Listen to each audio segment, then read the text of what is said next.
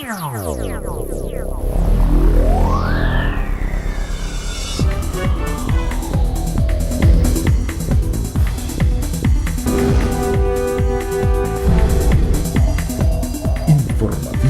Mira TV está en ti. Amigas y amigos, sean todas y todos bienvenidos a la entrevista meridiana. Nos complace muchísimo presentarles a nuestro invitado del día de hoy. Se trata de Claudio Fermín, quien es sociólogo, profesor universitario y dirigente político. Bienvenido, Claudio, muchísimas gracias por estar aquí con nosotros. Buenas tardes y gracias por recibirme y por permitirme compartir con la audiencia de Mira TV. Venezuela vive uno de sus momentos de mayor intensidad en muchas áreas, Claudio, en el aspecto económico, social, etcétera, etcétera. Hace poco el presidente de la República, Nicolás Maduro, buscando, entre comillas, una posibilidad de mejorar las cosas en el ámbito económico, creó lo que se llama la Corporación Nacional Productiva. ¿Qué cree Claudio Fermín como profesor universitario, como venezolano, como dirigente político, que pueda generar esta propuesta? Yo estoy convencido que los venezolanos en general, no voy a decir la mayoría, creo que todos estábamos muy pendientes de las medidas que el presidente Maduro anunciaría. Y sobre todo que la expectativa era aún mayor porque él había decretado una emergencia económica, de tal forma que uno esperaba medidas muy especiales, muy particulares. Yo particularmente observo que el conjunto de medidas que el gobierno ha decretado, en particular el presidente, van dirigidas a producirle dinero al gobierno. Cuando usted devalúa, es decir, que en vez de pagar por cada dólar 6.30 tiene que pagar 10, pero que eso es algo microscópico, porque realmente lo importante de la devaluación es que ahora va a haber dólar libre prácticamente. Entonces, sí, es que hay, ¿no? Porque hasta ahorita... Exacto, lo que se consiga, pues no se sabe. Pero entonces esa devaluación le produce bolívares al gobierno, entran al gobierno. Cuando usted aumenta el precio de la gasolina, eso le produce más bolívares al gobierno. Y el presidente Maduro anunció también una revolución fiscal. Yo llamo la atención sobre esto.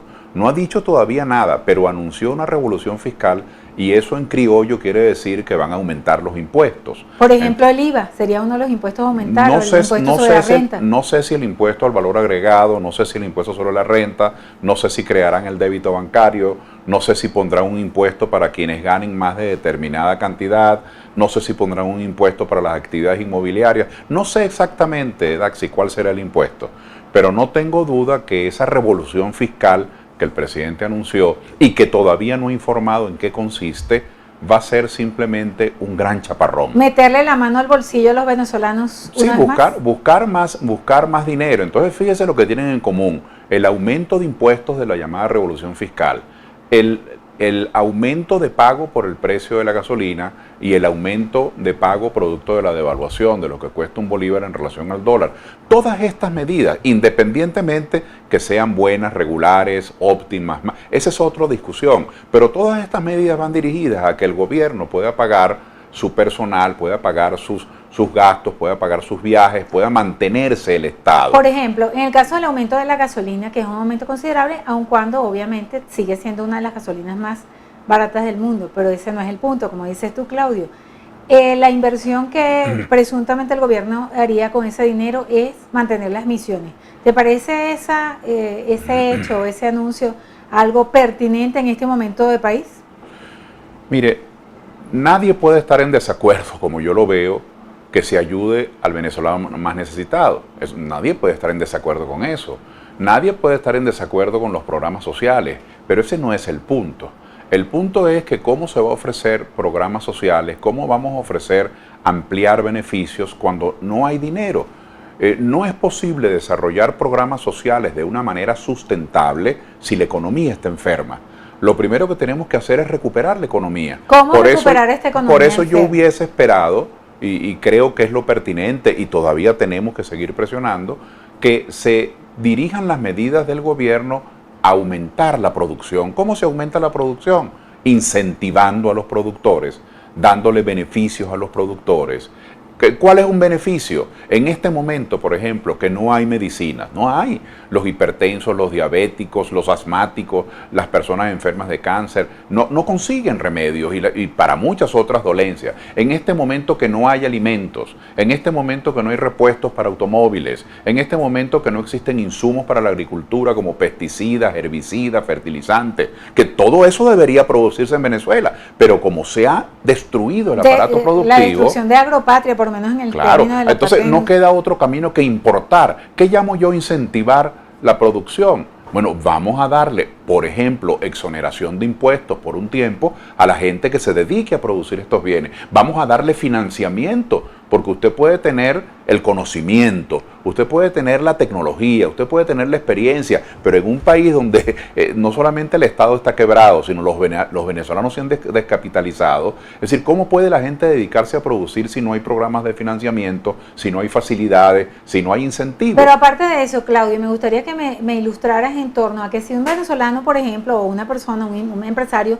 tiene unos dólares en un banco del exterior y quiere coadyuvar a la recuperación del país y quiere invertir esos dólares, esos son reconocidos a un monto por debajo de lo que está el mercado negro, que es una realidad pues tangible prácticamente en nuestro país. Entonces, ¿cómo invertir, cómo creer en Venezuela, un país donde eso está penado? Bueno, porque es que cuando hablo de dar incentivos, muy buena pregunta, Daxi, porque no solamente se trata de incentivar, de estimular, de beneficiar, de darle un espaldarazo a quien se atreve a producir, sino que la gente lo primero que necesita es seguridad jurídica. Si a usted le cambian las leyes todos los días, si le cambian las normas todos los días, si lo que usted produce, usted está temeroso porque no sabe si el gobierno va a meter la mano en su propiedad, en sus inmuebles o en sus ganancias, o si usted no es venezolano, sino que usted trae capital del extranjero, o es venezolano y trajo unos ahorros de afuera, y usted no tiene garantía de que le permitan a usted esa ganancia, por ejemplo, si usted es una compañía extranjera, repatriarla. En otras palabras, si usted es una compañía alemana o japonesa y usted quiere invertir, usted quiere dejar en Venezuela la producción, la infraestructura, miles de empleos, pero usted vino a invertir para ganar algo y si no le permiten llevárselo, entonces usted no tiene atractivo. Entonces, el mundo de la producción es un mundo que tiene leyes muy transparentes. Si la gente que produce tiene seguridad jurídica, es decir, no me cambien las leyes, no me abuse, no me atropelle, protéjame. Si la gente que produce tiene incentivos, se le aplaude. En Venezuela, por ejemplo, hace 2 meses el presidente Maduro anunció, y creo que la revolución fiscal va a ir por allí, dijo que los que más ganaban tenían que pagar más. Eso dicho así es muy atractivo, pero vamos a ponerlo en contexto. Aquí ha quebrado un contingente de empresas, industrias y comercios muy grande. Podríamos casi que decir que los empresarios que quedan son sobrevivientes, que siguen pagando una nómina, siguen pagando impuestos contra todos los tropiezos. Ahora, el premio para ellos de haber sobrevivido es recargarles más impuestos. En otras palabras, que en Venezuela vamos a penalizar el éxito. Esto tiene antecedentes, Claudio, bueno, desde la perspectiva histórica, esto que está pasando en Venezuela. No recuerdo. Nosotros en Venezuela, mire, incluso las dictaduras más sangrientas que tuvimos en Venezuela, como el caso, por ejemplo, para recuperar solo 2 de las muchas que hemos tenido, la del presidente Gómez y la del presidente Pérez Jiménez.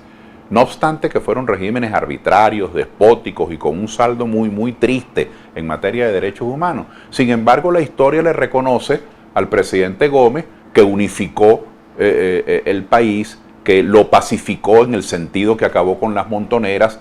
Claro, los críticos de la época con razón decían que era la paz de los sepulcros, porque existía muchísima agresión a los derechos humanos, pero unificó la hacienda pública. Algo tiene la historia de un activo como activo de la gestión del presidente Gómez. El presidente Pérez Jiménez, que también tristemente recordado por sus agresiones a los derechos humanos, por su gobierno sanguinario, sin embargo la gente recuerda el desarrollismo, cómo intentaba controlar la naturaleza, con diques, con puentes, con grandes obras de infraestructura. Y que de hecho muchas se quedaron para la historia como las únicas, porque lamentablemente no hay muchas más. Bueno, no, sí ha habido muchas más. Crecimiento relativo, pues, pero... Sí, claro, eso, por ejemplo, fíjese, en el caso de Caracas, si usted decía el año 60, que Pérez Jiménez era el que más le había hecho, usted tenía razón, porque Pérez Jiménez había hecho, bueno, desde la avenida Urdaneta, por ejemplo, hasta los bloques del 23 de enero, la Universidad Central, que había sido antes diseñada, pero él la construyó. Claro, si usted decía, Pérez Jiménez quien más le hizo a Caracas, tenía razón, pero ya el año 2000 eso no es cierto, porque Caracas tiene el metro, porque Caracas tiene la Avenida Libertador, Caracas tiene la Cota Mil, Caracas tiene el Teresa Carreño, Caracas tiene Caricuao, Caracas tiene el Intercomunal del Valle, es decir, Caracas tiene un sinnúmero de obras que fueron posteriores a Pérez Jiménez, pero lo que quiero decir es y anteriores a la revolución. Lo que quiero decir es que lo que pretendo afirmar, Daxi, es que cuando usted hace un balance de las dictaduras en Venezuela, todas dejaron algún saldo, no en el campo de los derechos humanos, pero algún activo. En cambio, estos 17 años lo que han dejado es destrucción. Por eso ahora, yo no creo que esto tenga antecedentes. Me gustaría en la próxima parte de este espacio que nos comentase qué debe reconocer en el ámbito económico este gobierno para que el país, por lo menos, arranque o no siga cayendo, que ya es bastante para nosotros los venezolanos. ¿Cómo no?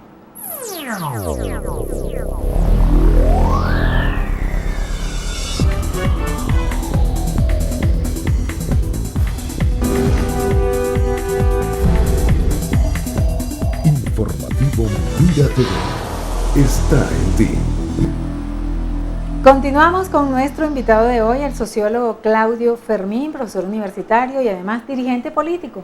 Y con él quedamos pendientes para que nos comente, de acuerdo a su apreciación, qué debe reconocer el gobierno de Nicolás Maduro desde la perspectiva económica para que el país no siga hacia abajo, que lamentablemente es como lo observamos la mayoría de los venezolanos. Mire, cuando yo escuché que existía un proyecto de decreto de emergencia económica, lo primero que se me vino a la mente era la personificación, la materialización de la emergencia. ¿En qué se traduce la emergencia? En que uno va a buscar un anticonvulsivo o anticonvulsionante y no hay. En que uno va a buscar un remedio, un antibiótico y no hay. O en que uno va al mercado y no hay, la gente hace cola a ver qué hay. Bueno, actualmente en las panaderías ni pan hay. O que uno tiene en su casa, la familia tiene un carrito y son 4 o 5 miembros de la familia, bueno, y el carro tiene meses en el estacionamiento o en la calle porque no hay el repuesto. Esa es la emergencia económica. Con un pan debajo del brazo es la idiosincrasia del venezolano. Sí. Ahora no bueno, se puede. Y es una necesidad, ¿no? Ajá. Porque es comer. De tal manera que la emergencia tiene un rostro humano muy doloroso, que es el desabastecimiento. Ahora, ¿por qué existe desabastecimiento? Fundamentalmente porque la producción nacional se abandonó. O sea, ¿usted considera que no es ni por la guerra económica ni por la baja de los precios del petróleo, por ejemplo? No, lo que está pasando en Venezuela. No, porque tenemos mucho tiempo sin producir. Aquí existe desabastecimiento porque a todo aquel que tenía una finca, que tenía una hacienda, se le maltrató, se le persiguió, se le mandó a invadir, se le expropió, a quien construyó un edificio se le mandaba a invadir, a quien tenía un comercio el CERNIAT lo cerraba toda la semana porque no tenía la copia rosada sino la copia azul, al que tenía una industria le aumentaban los impuestos, a todos los expusieron al escarnio público porque decían que eran oligarcas que iban contra el pueblo. Es decir, cuando no hay un mínimo de reconocimiento al esfuerzo que es producir, y luego vino el control de cambio.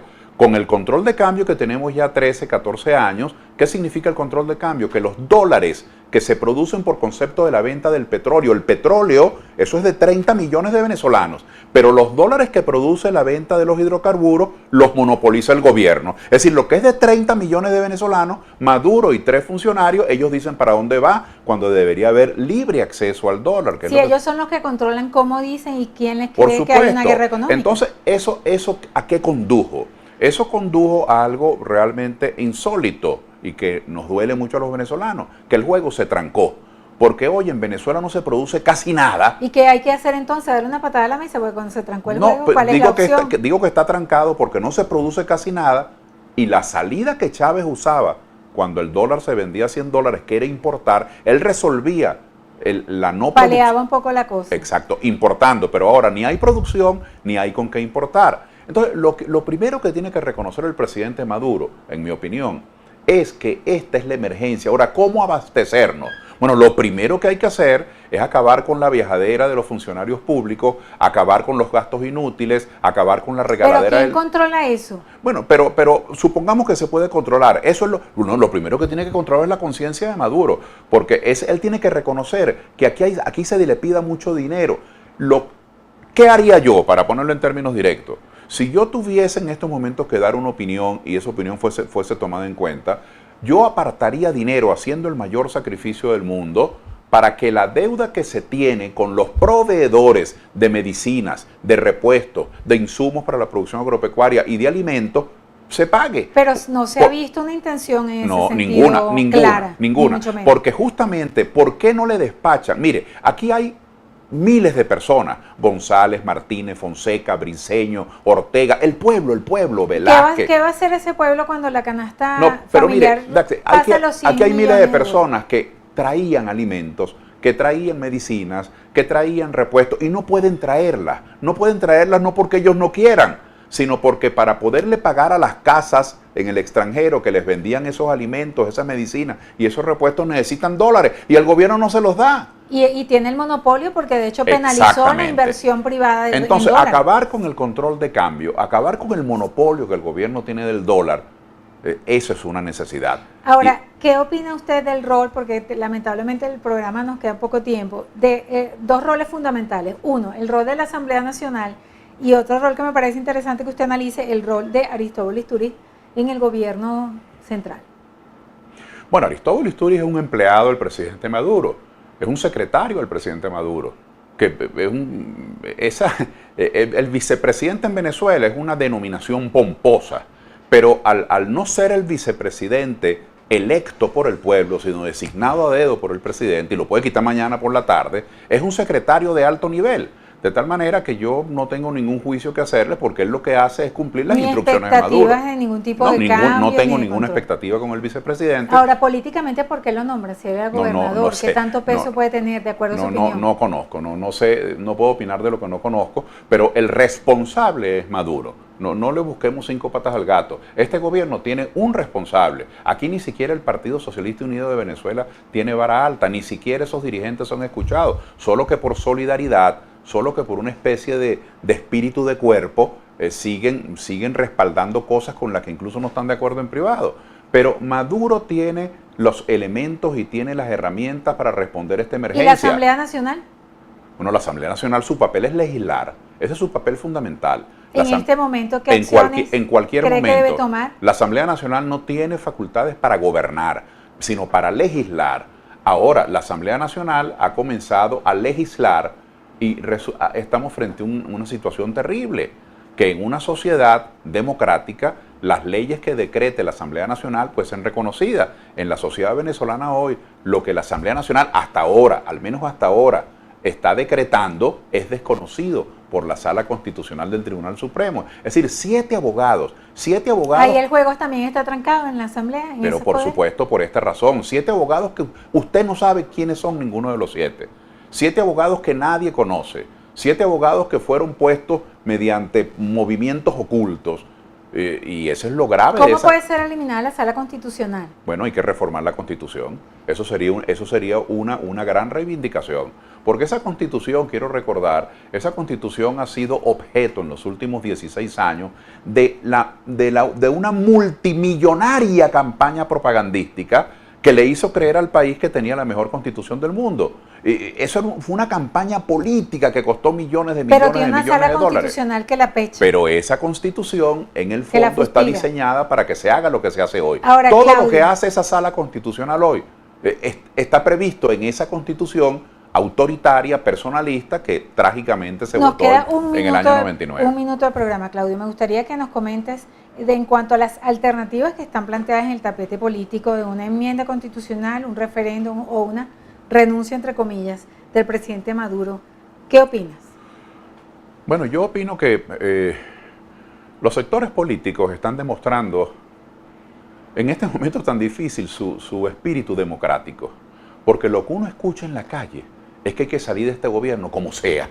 Y en cambio los dirigentes de oposición dicen como sea no, tiene que ser de manera constitucional, de manera democrática y de manera electoral, que es lo que están tratando de discutir. Entonces yo me parece que es plausible, que hay que reconocer ese espíritu y ese apego democrático. Pero quiero advertir también que esa discusión se puede llevar en los mejores términos. Pueden tomar la mejor decisión, referendo, constituyente, enmienda, solicitud de renuncia, todo eso es cívicamente plausible. Pero ocurre que hay una cañada, hay una quebrada, que todos los días se llena de agua y se convierte en riachuelo y se está convirtiendo en un río de cauce muy violento, que es la crisis. Si aquí no se resuelve el problema de la dotación de medicinas y de alimentos y esa masacre que a diario hay en las calles, que a cualquiera lo matan en la calle, no importa. ¿Qué mensaje le das a los venezolanos bueno, para finalizar, este es mi mensaje, que la crisis nos va a tragar si seguimos teniendo un gobierno en la inacción. Este es un gobierno que no toma ninguna decisión, de tal manera que la crisis no es de juguete, la crisis es de verdad y va creciendo y creciendo mientras el gobierno se pierde en cadenas, en propaganda. Eso no tiene buenos augurios para el país. Muchísimas gracias, Claudio Fermín, por esta interesantísima conversación y el compromiso para que vuelvas. Con muchísimo gusto. Era Claudio Fermín, dirigente político, quien estuvo con nosotros. Muchísimas gracias a todas y todos nuestros queridos y distinguidos televidentes por habernos acompañado el día de hoy. A nombre de Lourdes Navas en la producción y quien tuvo el inmenso placer de compartir con ustedes, Daisy Oropesa, nos despedimos deseándoles una excelente tarde y comentándoles que estamos aquí para servirles a ustedes con un periodismo realmente cercano al pueblo. Muchísimas gracias.